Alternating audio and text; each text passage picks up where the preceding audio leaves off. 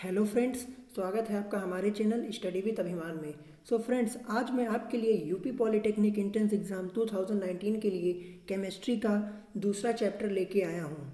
तो फ्रेंड्स, इस चैप्टर का नाम है द्रव्य यानी मैटर। तो फ्रेंड्स, अगर अभी तक आपने हमारे चैनल स्टडी विद अभिमान को सब्सक्राइब नहीं किया है तो सब्सक्राइब कर लीजिए और साथ ही साथ बेल आइकन पर क्लिक कर दीजिए ताकि आपको लेटेस्ट वीडियोज़ मिले सबसे पहले। तो चलिए फ्रेंड्स, आज केमिस्ट्री के इस चैप्टर को स्टार्ट करते हैं। ये केमिस्ट्री का दूसरा चैप्टर है। इस चैप्टर का नाम है द्रव्य यानी मैटर। तो चलिए फ्रेंड्स, देखते हैं कि इसमें क्या क्या इंपॉर्टेंट क्वेश्चन दिए हुए हैं। तो फ्रेंड्स, इसमें फर्स्ट क्वेश्चन दिया हुआ है, जब लोहे की कीलों को नीले कॉपर सल्फेट विलयन में डुबोया जाता है तो कुछ समय के बाद लोहे की कीलें, तो फ्रेंड्स इसका राइट आंसर होगा ऑप्शन डी यानी नहीं घुलती लेकिन नीला रंग विरंजित होता है। तो इस तरह से हमारा ऑप्शन डी करेक्ट हो जाएगा।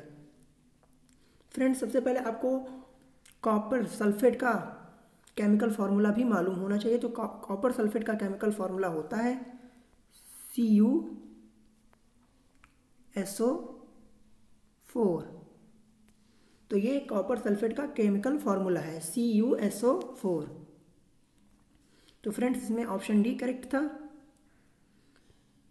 नेक्स्ट क्वेश्चन दिया हुआ है, स्प्रिट को हथेली पर रखने से ठंडा महसूस होता है क्योंकि यह, तो फ्रेंड्स इसका राइट आंसर होगा ऑप्शन सी यानी अत्यधिक वाष्पशील द्रव्य होती है। यह एक अत्यधिक वाष्पशील द्रव्य है, इसलिए स्प्रिट को हथेली पर रखने से ठंडा महसूस होता है। तो इस तरह से हमारा ऑप्शन सी करेक्ट हो जाएगा। नेक्स्ट क्वेश्चन दिया हुआ है, फ्रेंड्स ये इंपॉर्टेंट क्वेश्चन है क्योंकि अभी तक पूछा नहीं गया है, तो हो सकता है ये आपके एंट्रेंस एग्जाम में पूछा जाए इस बार। तो फ्रेंड्स, ये क्वेश्चन है, दूध से दही का बनना कैसा परिवर्तन है? दूध से दही का बनना कैसा परिवर्तन है? तो फ्रेंड्स इसका राइट आंसर होगा ऑप्शन डी यानी रासायनिक परिवर्तन है। तो फ्रेंड्स, मैं सबसे पहले आपको बता देता हूँ कि रासायनिक परिवर्तन होता क्या है। तो फ्रेंड्स, रासायनिक परिवर्तन में वे परिवर्तन जिनमें पदार्थ का रासायनिक संगठन तथा गुणधर्म स्थायी रूप से परिवर्तित हो जाते हैं, अर्थात सीधे नया पदार्थ बन जाता है, तो इसे रासायनिक परिवर्तन कहते हैं। तो फ्रेंड्स, आप समझ गए होंगे कि रासायनिक परिवर्तन किसे कहते हैं। फ्रेंड्स, एक बार मैं फिर से रिपीट कर दे रहा हूँ कि रासायनिक परिवर्तन होता क्या है। तो वे परिवर्तन जिनमें पदार्थ का रासायनिक संगठन तथा गुणधर्म स्थायी रूप से परिवर्तित हो जाते हैं, अर्थात नए पदार्थ बन जाते हैं, तो वे रासायनिक परिवर्तन कहलाते हैं। यानी दूध से दही नया पदार्थ बनता है, तो इसलिए यह रासायनिक परिवर्तन होता है। तो इस तरह से हमारा ऑप्शन डी करेक्ट हो जाएगा। नेक्स्ट क्वेश्चन है, ठोस अवस्था में अणुओं की गतिज ऊर्जा होती है। ठोस अवस्था में अणुओं की गतिज ऊर्जा होती है। तो फ्रेंड्स, इसका राइट आंसर होगा द्रव के अणुओं से कम होती है। तो इस तरह से हमारा ऑप्शन डी करेक्ट हो जाएगा। नेक्स्ट क्वेश्चन दिया हुआ है, अंतरा आणविक बल अधिक होता है। अंतरा आणविक बल अधिक होता है, तो इसका राइट आंसर होगा ऑप्शन ए यानी ठोस में अंतरा आणविक बल अधिक होता है। नेक्स्ट क्वेश्चन है, जिस ताप पर द्रव का वाष्प दाब वायुमंडलीय दाब के बराबर हो जाता है तो उस ताप को क्या कहते हैं? जिस ताप पर द्रव का वाष्प दाब वायुमंडलीय दाब के बराबर हो जाता है तो उस ताप को क्या कहते हैं? तो इसका राइट आंसर होगा ऑप्शन सी यानी क्वथनांक कहते हैं। फ्रेंड्स, क्वथनांक के बारे में कुछ इंपॉर्टेंट फैक्ट भी है, मैं आपको बता देता हूँ। देखिए, अशुद्धि की स्थिति में क्वथनांक बढ़ जाता है, यानी इम्प्योरिटी की स्थिति में क्वथनांक बढ़ जाता है, और दाब बढ़ाने पर क्वथनांक बढ़ जाता है तथा दाब घटाने पर क्वथनांक घट जाता है।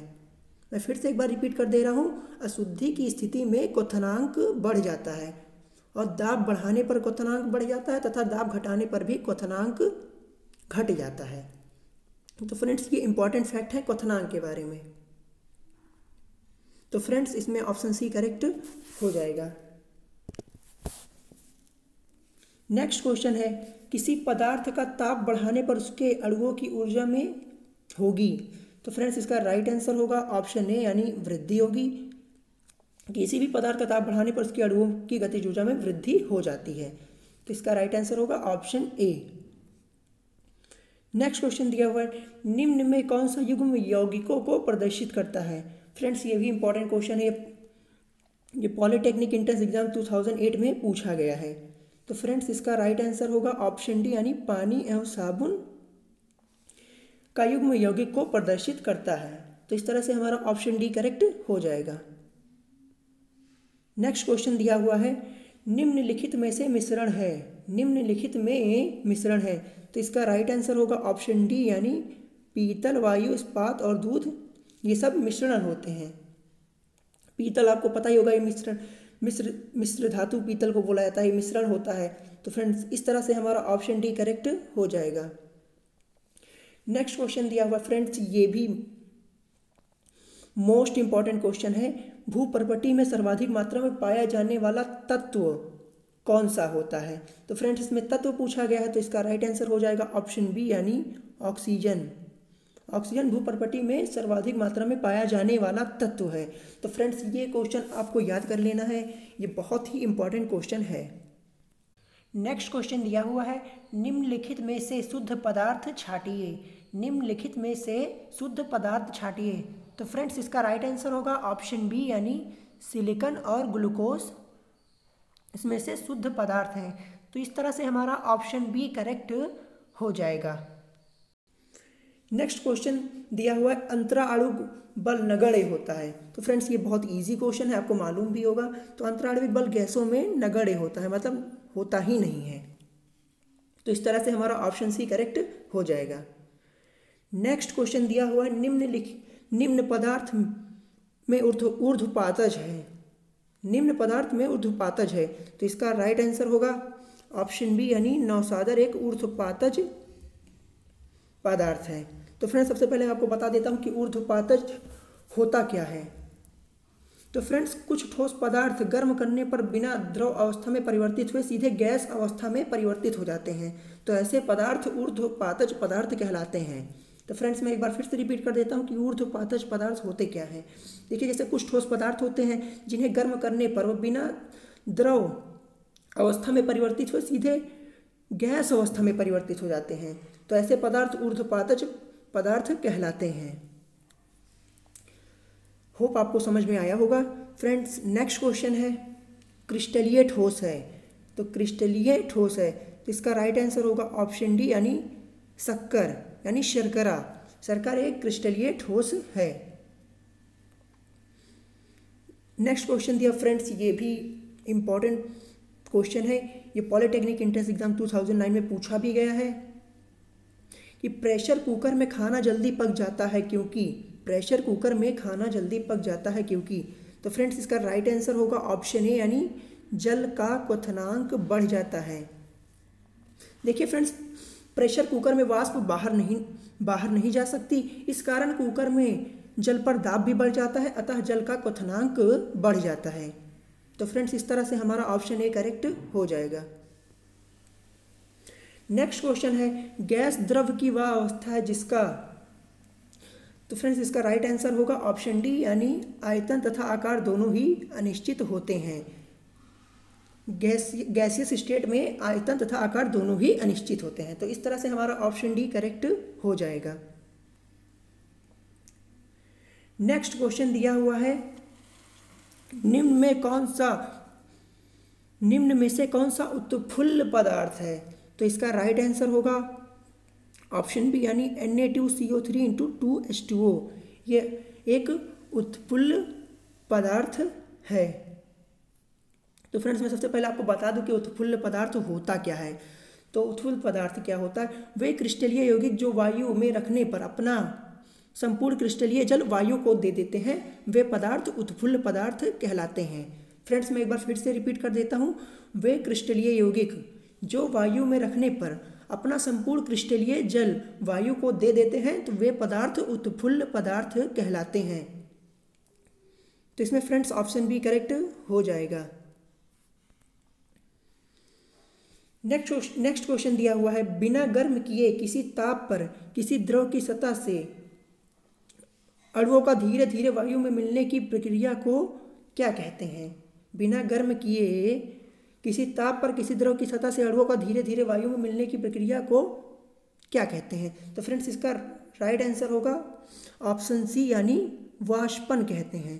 तो इस तरह से हमारा ऑप्शन सी करेक्ट हो जाएगा। नेक्स्ट क्वेश्चन दिया है, जब बर्फ पिघलती है तो अणुओं की स्थितिज ऊर्जा में क्या प्रभाव पड़ता है? तो फ्रेंड्स जाहिर सी बात है, जब बर्फ पिघलेगी तो अणुओं की स्थितिज ऊर्जा घट जाएगी यानी घटती है। तो इस तरह से हमारा ऑप्शन बी करेक्ट हो जाएगा। नेक्स्ट क्वेश्चन दिया हुआ है, ऊर्ध्वपातन में सर्वप्रथम क्रिया होती है। तो फ्रेंड्स इसका राइट आंसर होगा ऑप्शन ए यानी गर्मी पाकर अणुओं की गतिज ऊर्जा में अत्यधिक वृद्धि हो जाती है। गर्मी पाकर अणुओं की गतिज ऊर्जा में अत्यधिक वृद्धि हो जाती है। तो फ्रेंड्स इस तरह से हमारा ऑप्शन ए करेक्ट हो जाएगा। नेक्स्ट क्वेश्चन दिया हुआ है फ्रेंड्स, ये भी मोस्ट इंपॉर्टेंट क्वेश्चन है, यानी बहुत ही इस क्वेश्चन की आने की संभावना है इस बार। तो फ्रेंड्स भूगर्भ यानी पृथ्वी में सबसे अधिक मात्रा में पाई जाने वाली धातु है। फ्रेंड्स इससे पहले मैंने एक क्वेश्चन पढ़ा था कि भूगर्भ पृथ्वी में सबसे अधिक मात्रा में पाया जाने वाला तत्व, तो तत्व तो ऑक्सीजन होता है, लेकिन भूगर्भ में सबसे अधिक मात्रा में जो धातु पाई जाती है, तो फ्रेंड्स इसका राइट आंसर होगा ऑप्शन सी यानी एल्यूमिनियम। एल्यूमिनियम भूगर्भ यानी पृथ्वी में सबसे अधिक मात्रा में पाई जाने वाली धातु होती है, जबकि ऑक्सीजन एक तत्व होता है। तो फ्रेंड्स इस तरह से हमारा ऑप्शन सी करेक्ट हो जाएगा। नेक्स्ट क्वेश्चन है फ्रेंड्स, ये भी मोस्ट इंपॉर्टेंट क्वेश्चन है और ये पॉलिटेक्निक एंट्रेंस एग्जाम 2007 में पूछा भी गया है। तो फ्रेंड्स इसमें दिया हुआ जल में घुलनशील अशुद्धियाँ इसके मतलब क्वथनांक को पर क्या प्रभाव डालती हैं? तो फ्रेंड्स जल में घुलनशील अशुद्धियाँ इसके क्वथनांक को बढ़ा देती हैं। तो इस तरह से हमारा ऑप्शन बी है वो करेक्ट हो जाएगा, यानी जल में जितनी अशुद्धि होगी उसका क्वथनांक उतना ही अधिक होगा, यानी क्वथनांक को बढ़ा देती हैं। जल में घुलनशील अशुद्धियाँ जल के क्वथनांक को बढ़ा देती हैं। तो इस तरह से हमारा ऑप्शन बी करेक्ट हो जाएगा। नेक्स्ट क्वेश्चन दिया हुआ है, नौसादर और नमक को पृथक यानी अलग किया जाता है, किस माध्यम से किया जाता है? तो इसका राइट आंसर होगा ऑप्शन सी यानी ऊर्ध्वपातन द्वारा अलग किया जाता है। तो इस तरह से हमारा ऑप्शन सी करेक्ट हो जाएगा। नेक्स्ट क्वेश्चन दिया हुआ है, निम्नलिखित में से रासायनिक परिवर्तन नहीं है। तो फ्रेंड्स इसका राइट आंसर होगा ऑप्शन सी यानी वाष्प का बनना एक रासायनिक परिवर्तन नहीं है। तो इस तरह से हमारा ऑप्शन सी करेक्ट हो जाएगा। नेक्स्ट क्वेश्चन दिया हुआ है, धातु के बर्तन में रखा दूध निम्न में से किस परिस्थिति में सर्वाधिक शीघ्रता से ठंडा हो जाएगा? तो फ्रेंड्स ये भी एक इम्पॉर्टेंट क्वेश्चन है। तो इसका राइट आंसर होगा, जब बर्फ को बर्तन के चारों ओर रखा जाएगा, यानी ऑप्शन सी करेक्ट हो जाएगा। यानी जब बर्फ को बर्तन के चारों ओर रखा जाएगा तो धातु के बर्तन में रखा दूध सर्वाधिक शीघ्रता से ठंडा हो जाएगा। तो इस तरह से हमारा ऑप्शन सी करेक्ट हो जाएगा। नेक्स्ट क्वेश्चन दिया हुआ, निम्नलिखित में से कौन सा तत्व है? तो फ्रेंड्स ये बहुत इजी क्वेश्चन है आप, तो इसमें राइट आंसर हो जाएगा मैग्नीशियम। मैग्नीशियम एक तत्व है। तो इस तरह से हमारा ऑप्शन सी करेक्ट हो जाएगा। नेक्स्ट क्वेश्चन दिया हुआ है, फिटकरी K2SO4 L2SO4 का होल साइज इंटू 24H2O है, यानी क्या है? तो यह एक दिक् लवण है। तो इस तरह से हमारा ऑप्शन डी करेक्ट हो जाएगा। नेक्स्ट दिया हुआ है, वह पदार्थ जिनमें यौगिक की और अधिक मात्रा नहीं घोली जा सकती तो वह क्या कहलाता है? वह पदार्थ जिनमें यौगिक की और अधिक मात्रा नहीं घोली जाती तो वह क्या कहलाता है? तो फ्रेंड्स ये क्या कहलाता है? ये आर्द्रताग्राही पदार्थ कहलाता है। इसमें यौगिक की और अधिक मात्रा नहीं घोली जा सकती। तो इस तरह से हमारा ऑप्शन बी करेक्ट हो जाएगा। फ्रेंड्स फिर से एक क्वेश्चन रिपीट हुआ है, ये नौसादर और नमक को पृथक यानी अलग किया जाता है। तो इसका राइट आंसर होगा ऑप्शन सी यानी ऊर्ध्वपातन द्वारा। यानी फ्रेंड्स ये भी मोस्ट इंपॉर्टेंट क्वेश्चन, ये क्वेश्चन दो बार दिया हुआ है। तो फ्रेंड्स इसमें ऑप्शन सी करेक्ट हो जाएगा। तो फ्रेंड्स ये थे इस चैप्टर के महत्वपूर्ण क्वेश्चन। आप इन क्वेश्चनों को अच्छे से याद कर लीजिएगा, ये आपके एंट्रेंस एग्जाम में काफ़ी हेल्पफुल होंगे। फ्रेंड्स नीचे कुछ महत्वपूर्ण तथ्य दिए हुए हैं, मैं आपको इसको पढ़ के सुना देता हूँ। फ्रेंड्स इन तथ्यों से भी महत्वपूर्ण क्वेश्चन बनते हैं। तो देखते हैं फर्स्ट पॉइंट क्या दिया हुआ है। तो फ्रेंड्स फर्स्ट पॉइंट दिया हुआ, रसायन विज्ञान द्रव्य ऊर्जा एवं दोनों के बीच की अंतःक्रिया का अध्ययन है। नेक्स्ट पॉइंट है, किसी वस्तु का द्रव्यमान प्रत्येक स्थान पर नियत रहता है। तो फ्रेंड्स ये इंपॉर्टेंट पॉइंट है, किसी वस्तु का द्रव्यमान प्रत्येक स्थान पर नियत रहता है जबकि उसका भार गुरुत्वीय त्वरण g के मान में परिवर्तन होने के कारण परिवर्तित होता रहता है। यानी द्रव्यमान नियत रहता है, उसका भार होता है वो गुरुत्वीय त्वरण g के मान में परिवर्तन होने के कारण परिवर्तित होता रहता है। नेक्स्ट पॉइंट दिया हुआ है, वे पदार्थ जो एक ही तत्व से बने होते हैं, वे पदार्थ जो एक ही तत्व से बने होते हैं परंतु उनकी संरचना तथा रासायनिक संगठन भिन्न भिन्न होता है, अपरूप कहलाते हैं तथा उनका यह गुणधर्म अपरूपता कहलाता है। तो फ्रेंड्स इसका एग्जाम्पल भी दिया हुआ है, ये एग्जाम्पल मोस्ट इंपॉर्टेंट एग्जाम्पल दिया हुआ है हीरा तथा ग्रेफाइट कार्बन यानी कार्बन सी के अपरूप हैं। तो फ्रेंड्स कभी कभी एग्जाम में ये क्वेश्चन पूछ ही लिया जाता है, हीरा तथा ग्रेफाइट किसके अपरूप हैं या ग्रेफाइट किसका अपरूप है। तो फ्रेंड्स ये कार्बन के अपरूप हैं। तो फ्रेंड्स आपको ये लाइन याद कर लेनी होगी फ्रेंड्स, इससे क्वेश्चन बन सकता है, ये बहुत ही इंपॉर्टेंट लाइन दी हुई है। फिर उसके आगे भी दिया हुआ है, इसी प्रकार ऑक्सीजन O2 तथा ओजोन O3 ऑक्सीजन O के अपरूप है। तो फ्रेंड्स ये ऑक्सीजन के अपरूप दिए हुए हैं। वैसे तो मुझे लगता है ये कार्बन तथा ग्रेफाइट वाला ये कार्बन के जो अपरूप दिए हुए हैं ये मोस्ट इंपॉर्टेंट है, और उसके बाद आपको ये ऑक्सीजन वाला भी याद कर लेना है। उसके आगे दिया हुआ है, द्रव की तीनों अवस्थाओं के विभिन्न गुणों का क्रम दिया हुआ है। तो फ्रेंड्स यहाँ पर अंतराणुक स्थान के बढ़ने का क्रम दिया हुआ है। तो सबसे कम ठोस में होता है, फिर उसके बाद द्रव में, फिर उसके बाद गैस में होता है अंतराणुक स्थान। नेक्स्ट दिया हुआ है अंतराणुक आकर्षण के बढ़ने का क्रम। तो फ्रेंड्स अंतराणुक आकर्षण सबसे कम गैस में होता है, फिर उसके बाद द्रव में, फिर उसके बाद ठोस में होता है। तो फ्रेंड्स आप इन महत्वपूर्ण तथ्यों को एक बार जरूर पढ़ लीजिएगा क्योंकि इससे भी क्वेश्चन बन जाते हैं। नेक्स्ट दिया हुआ है अणुओं की स्थितिज ऊर्जा के बढ़ने का क्रम दिया हुआ है, अणुओं के स्थितिज ऊर्जा के बढ़ने का क्रम। तो सबसे कम गैस में होती है, फिर उसके बाद द्रव में, फिर उसके बाद ठोस में होती है। नेक्स्ट दिया हुआ है अणुओं की गतिज ऊर्जा के बढ़ने का क्रम दिया हुआ है। तो सबसे कम ठोस में होता है, फिर उसके बाद द्रव में, फिर उसके बाद गैस में अणुओं की गतिज ऊर्जा का बढ़ने का ये क्रम दिया हुआ है। फिर लास्ट में यहाँ दिया हुआ है घनत्व का क्रम यानी डेंसिटी का। तो सबसे कम गैस में होता है, फिर उसके बाद द्रव में, फिर उसके बाद ठोस में होता है। नेक्स्ट पॉइंट दिया हुआ है सामान्यतः ठोसों का घनत्व द्रव की अपेक्षा अधिक होता है। सामान्यतः ठोसों का घनत्व द्रव की अपेक्षा अधिक होता है, परंतु जल का घनत्व हाइड्रोजन बंधता के कारण बर्फ के घनत्व की अपेक्षा अधिक होता है। नेक्स्ट पॉइंट दिया हुआ है घनत्व आयतन के व्युत्क्रमानुपाती होता है, अर्थात घनत्व बढ़ने पर आयतन कम हो जाता है। तो फ्रेंड्स ये लाइन भी इंपॉर्टेंट है, घनत्व आयतन के व्युत्क्रमानुपाती होता है अर्थात घनत्व बढ़ने पर आयतन कम हो जाता है। नेक्स्ट पॉइंट दिया हुआ है तत्वों के भूपटल में उपस्थिति का क्रम दिया हुआ है। तो फ्रेंड्स भूपरपटी में सबसे अधिक मात्रा में तत्व ऑक्सीजन पाया जाता है, फिर उसके बाद सिलिकॉन होता है, फिर उसके बाद एल्यूमिनियम, फिर लोहा, फिर कैल्शियम, फिर पोटेशियम अथवा सोडियम, फिर उसके बाद मैग्नीशियम। तो ये तत्वों का क्रम है। फिर उसके बाद तत्वों का मानव शरीर में उपस्थिति का क्रम दिया हुआ है। तो फ्रेंड्स ये आपको याद करना है, तत्वों का मानव शरीर में उपस्थिति का क्रम। कभी कभी पूछ लेता है कि मानव शरीर में कौन सा तत्व सबसे अधिक मात्रा में पाया जाता है। तो फ्रेंड्स यहाँ पे दिया हुआ है सबसे ज़्यादा ऑक्सीजन, कार्बन, फिर उसके बाद हाइड्रोजन, फिर उसके बाद नाइट्रोजन। तो फ्रेंड्स आप इस महत्वपूर्ण तत्व को पढ़ लीजिएगा, आप इसका स्क्रीनशॉट ले लीजिएगा फ्रेंड्स, ये इससे भी क्वेश्चन बन जाते हैं। सो फ्रेंड्स आज मैंने आपके एंट्रेंस एग्जाम के लिए केमिस्ट्री का लेसन 2 फिनिश कर दिया है। अगर किसी भी क्वेश्चन में आपको प्रॉब्लम आती है तो आप हमें कमेंट कीजिएगा, मैं आपकी सारी प्रॉब्लम को दूर कर दूंगा। और फ्रेंड्स सबसे बड़ी बात आपको ये महत्वपूर्ण तथ्य जो दिए हुए हैं इसको अच्छी तरीके से याद कर लेना है, क्योंकि फ्रेंड्स लास्ट ईयर इससे भी कई क्वेश्चन पूछे गए थे। तो फ्रेंड्स आशा करता हूँ कि आपको ये वीडियो पसंद आया होगा। तो फ्रेंड्स आज की वीडियो में इतना ही। अगर यह वीडियो आपको पसंद आया होगा तो वीडियो को लाइक करना मत भूलिएगा और चैनल को सब्सक्राइब करना मत भूलिएगा। फ्रेंड्स मैं आगे भी आपके एंट्रेंस एग्जाम के लिए केमिस्ट्री का लेसन लेके आने वाला हूँ। तो फ्रेंड्स आज की वीडियो में इतना ही, मिलेंगे नेक्स्ट वीडियो में। Thanks for watching.